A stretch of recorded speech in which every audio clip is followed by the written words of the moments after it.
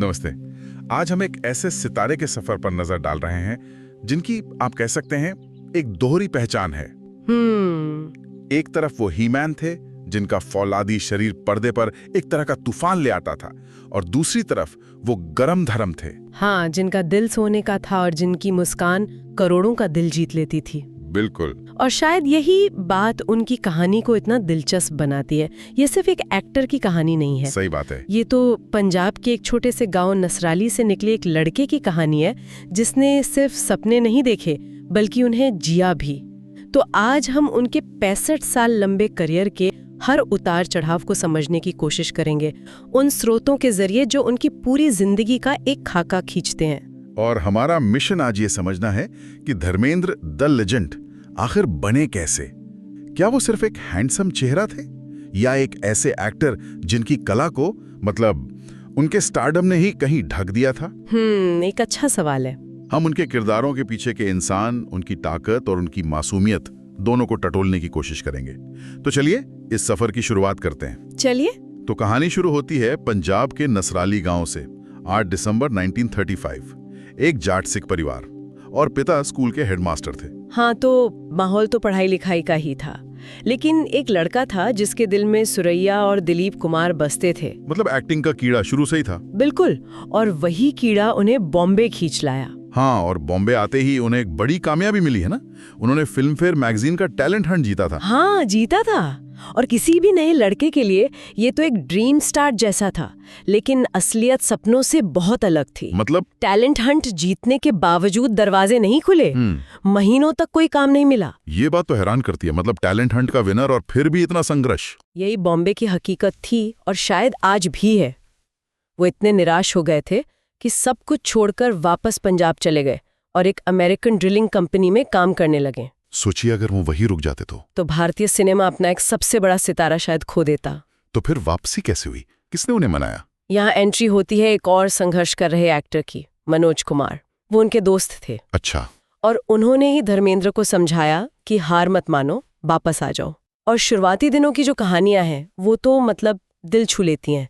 उनके पास रहने को ठीक से जगह नहीं थी, खाने के पैसे भी मुश्किल से जुटते थे। मैंने पढ़ा है कि उनके बेटे बॉबी देओल ने के इंटरव्यू में बताया था कि उनके पास कपड़े खरीदने तक के पैसे नहीं होते थे। हाँ, ये किस्सा बहुत मशहूर है कि मनोज कुमार जब अपने लिए शर्ट खरीदते तो 1-2 शर्ट धर्मजी के लिए भी ले आते। बिल्कुल। ये वो दौर था जब रिश्ते पैसों से बड़े होते थे। और इसी जद्दोजहद के बीच उन्हें अपनी पहली फिल्म मिली 1960 में, दिल भी तेरा हम भी तेरे, जो चली नहीं। फिल्म नहीं चली, लेकिन धर्मेंद्र चल पड़े। उन्हें नोटिस किया गया।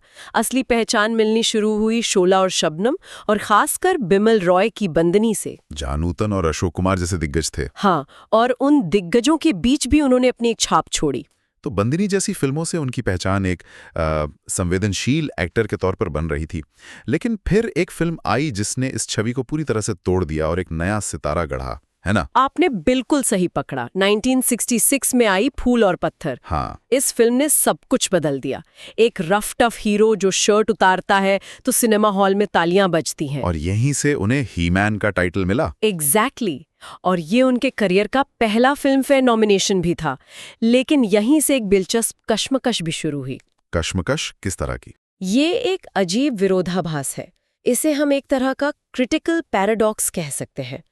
धर्मेंद्र जितने बड़े स्टार बनते गए, एक एक्टर के तौर पर उन्हें उतनी ही कम गंभीरता से लिया गया। मतलब उनकी कामयाबी ही उनकी कला के आड़े आ गई? एक तरह से हाँ। उनकी वो ही मैन वाली छवि इतनी बड़ी बन गई थी कि इंडस्ट्री और दर्शक दोनों ही उन्हें बस उसी चश्मे से देखने लगे। तो फिल्म मेकर्स उनसे एक्टिंग से ज्यादा एक्शन और बॉडी दिखाने की उम्मीद करने लगे थे? बिल्कुल। ऋषिकेश मुखर्जी जैसे निर्देशक थे जो उनमें एक गहरा संवेदनशील अभिनेता देखते थे, लेकिन ज्यादातर फिल्म मेकर्स उनसे बस शर्ट उतरवाना चाहते थे। तो ये एक तरह का गोल्डन केज, एक सोने का पिंजरा बन गया था उनके लिए। सही शब्द है।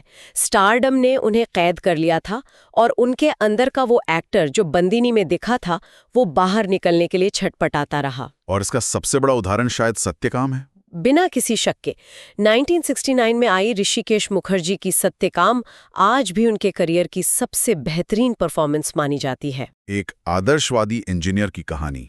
हाँ, जो सिस्टम के भ्रष्टाचार से लड़ते लड़ते टूट जाता है। उस फिल्म में धर्मेंद्र ने जो संयम और गहराई दिखाई वो कमाल थी।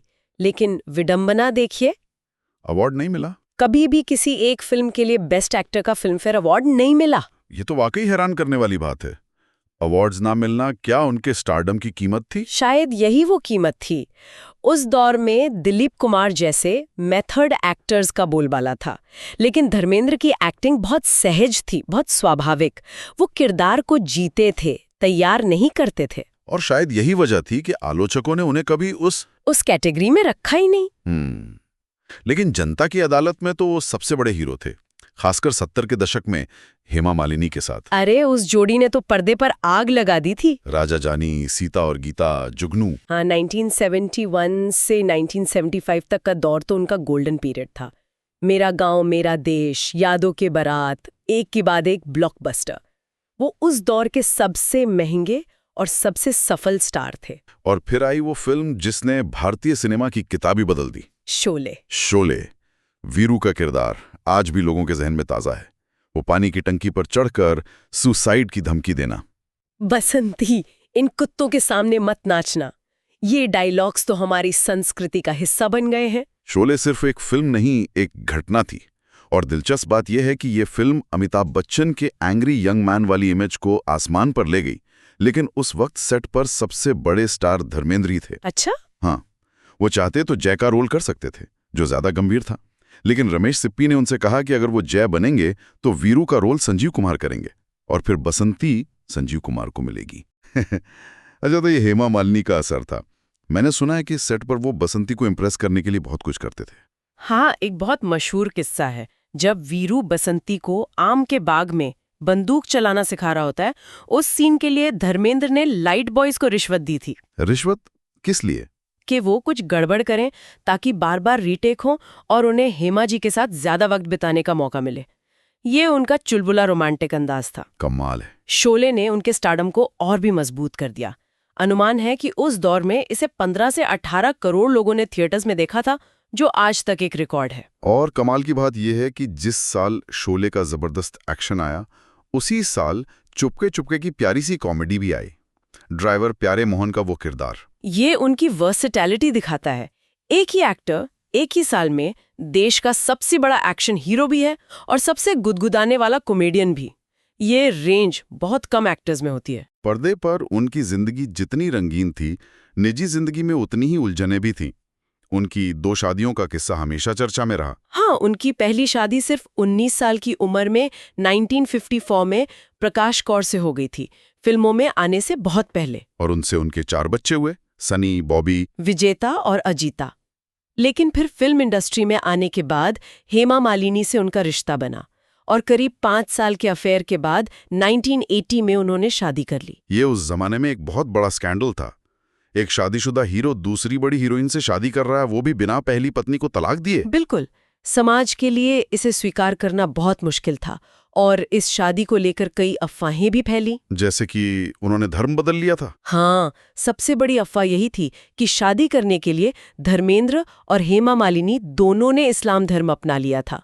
एक निकाहनामा के छपने की भी खबरें आईं। लेकिन क्या इसमें कोई सच्चाई थी? सालों तक ये बात छलती रही। फिर 2004 में जब धर्मेंद्र चुनाव लड़ रहे थे, तब उन्होंने सार्वजनिक रूप से इसका खंडन किया। उन्होंने साफ कहा, मैं एक हिंदू हूं और मेरे धर्म बदलने का सवाल ही पैदा नहीं होता। इस पूरे मामले में हेमा मालिनी का स्टैंड भी बहुत अहम था, है ना? बहुत अहम था। उन्होंने एक बहुत ही गरिमापूर्ण फैसला लिया कि वो धर्मेंद्र के पहले परिवार से अलग अपने घर में रहेंगी। हाँ, उन्होंने एक इंटरव्यू में कहा था, मैं किसी को डिस्टर्ब नहीं करना चाहती थी। धर्म जी आज भी अपने पहले परिवार की पूरे देखभाल करते हैं। उन्होंने अपनी बेटियों ईशा और अहाना की परवरिश अकेले की और अपनी एक अलग दुनिया बनाई। ये दिखाता है कि वो सिर्फ एक ड्रीम गर्ल नहीं, बल्कि एक बहुत मजबूत इरादों वाली महिला भी हैं। बिल्कुल। सिनेमा और निजी जिंदगी के बाद उनकी कहानी में एक और मोड़ आया, राजनीति। हमने उनकी गरम धर्म वाली, दिल से सोचने वाली छवि की बात की। क्या यही वजह थी कि वो राजनीति की दुनिया में खुद को फिट नहीं कर पाई? आपका विश्लेषण काफी हद तक सही है। ऐसा लगता है कि वो राजनीति में भी दिल से काम करना चाहते थे, दिमाग से नहीं। हाँ, 2004 में वो बीजेपी की टिकट पर बीकानेर से सांसद बने। लोगों में उनको लेकर जबरदस्त उत्साह था, लेकिन राजनीति का खेल अलग होता है। और चुनाव प्रचार के दौरान ही मेरा ख्याल है एक बयान पर काफी विवाद हुआ था। हाँ, हुआ था। उन्होंने एक बयान दे दिया कि उन्हें लोकतंत्र के बुनियादी शिष्टाचार सिखाने के लिए तानाशाह चुना जाना चाहिए। अच्छा, तो जाहिर है इस पर तो प्रतिक्रिया होनी ही थी। बिल्कुल, और शायद ये दिखाता भी है कि वो राजनीति के दांव पेच के लिए मतलब बने ही नहीं थे। और सांसद बनने के बाद भी उनकी आलोचना होती रही, संसद में कम आना, अपने क्षेत्र से दूर रहना। हाँ, वो उस सिस्टम में खुद को एक मिसफिट महसूस करते थे। उन्होंने बाद में खुद माना कि राजनीति उनके लिए नहीं थी। वो एक सीधे साधे इंसान थे और राजनीति की जो पेचीदगियां हैं वो उन्हें रास नहीं आई। तो 2009 में उन्होंने राजनीति छोड़ दी। हाँ, सक्रिय राजनीति छोड़ दी और वापस अपनी असली दुनिया में लौट आए। और सिनेमा की दुनिया ने हमेशा बाहें फैलाकर उनका स्वागत किया। 1997 में जब उन्हें फिल्मफेयर लाइफटाइम अचीवमेंट अवार्ड मिला, वो पल आज भी याद किया जाता है। बहुत ही मार्मिक पल था वो मंच पर कितने भावुक हो गए थे। दिलीप कुमार और सायरा बानो ने उन्हें अवार्ड दिया था और उन्होंने कांपती हुई आवाज में कहा, 37 साल हो गए, हर साल नया सूट सिलवाता था कि अवार्ड मिलेगा, पर मिला नहीं। बहुत तमन्ना थी। उस एक लाइन में एक महान कलाकार की बरसों की कसक, बरसों का इंतजार, सब कुछ बाहर आ गया था। बिल्कुल। और आखिरकार 2012 में सरकार ने भी उन्हें पद्म भूषण से सम्मानित किया। उनकी विरासत सिर्फ अवार्ड्स तक सीमित नहीं है। इंडस्ट्री के लोग आज भी उनकी इज्जत करते हैं, उनसे प्यार करते हैं। दिलीप कुमार साहब का वो मशहूर कोट है, जब भी मैं भगवान से मिलूंगा तो मेरी एक ही शिकायत होगी, आपने मुझे धर्मेंद्र जितना सुंदर क्यों नहीं बनाया। ये एक लेजेंड की तरफ से दूसरे लेजेंड के लिए सबसे बड़ा कॉम्प्लीमेंट था। सलमान खान उन्हें अपना आइडल मानते हैं। और जया बच्चन का किस्सा तो और भी मजेदार है। जया बच्चन वो सोफे के पीछे छिप गई थी। हाँ, यकीन नहीं होता। मतलब उनका ऑरा इतना जबरदस्त था कि इंडस्ट्री के लोग भी उनसे इतने प्रभावित थे। बिल्कुल। उन्होंने बताया था कि जब वो पहली बार धर्मेंद्र से मिली तो उन्हें ग्रीक कॉड जैसा देखकर इतनी नर्वस हो गईं कि सोफे के पीछे छिप गईं। वाह, ये उनका करिश्मा था, एक ऐसा करिश्मा जो उन्होंने अपनी अगली पीढ़ी को भी दिया। उन्होंने विजेता फिल्म्स बनाया और अपने बेटों सनी और बॉबी को लॉन्च किया। और आखिरी वक्त तक वो कैमरे के सामने रहे। रॉकी और रानी की प्रेम कहानी जैसी फिल्मों के जरिए नई पीढ़ी के दर्शकों से भी जुड़े। हाँ, 24 नवंबर 2025 को जब उनका निधन हुआ तो सच में एक युग का अंत हो गया। वो एक ऐसे स्टार थे जो जमीन से उठे, आसमान पर छाए, लेकिन उनके पैर हमेशा जमीन पर ही रहे। उनकी कहानी में वो क्रिटिकल पैराडॉक्स हमेशा रहेगा। उनका स्टारडम इतना बड़ा था, उनकी पर्सनैलिटी इतनी चार्मिंग थी कि कभी-कभी उनकी एक्टिंग की डेप्थ छिप जाती थी। लोग उन्हें देखने आते थे, उनके अभिनय को डाइसेक्ट करने नहीं। वो एक ऐसे अभिनेता थे जिन्होंने हर जॉनरा में सफलता पाई, लेकिन शायद दुनिया ने उन्हें एक महान अभिनेता से ज्यादा एक प्यारा और भरोसेमंद सुपरस्टार के रूप में देखा। और यहीं पर हम आज की इस चर्चा को एक सवाल के साथ खत्म करना चाहेंगे हमारे सुनने वालों के लिए। जरूर। क्या सिनेमा की दुनिया में किसी कलाकार का असाधारण आकर्षण और करिश्मा कभी-कभी एक दोधारी तलवार बन सकता है जो उनके असली हुनर को ही लोगों की नजरों से ओझल कर दे?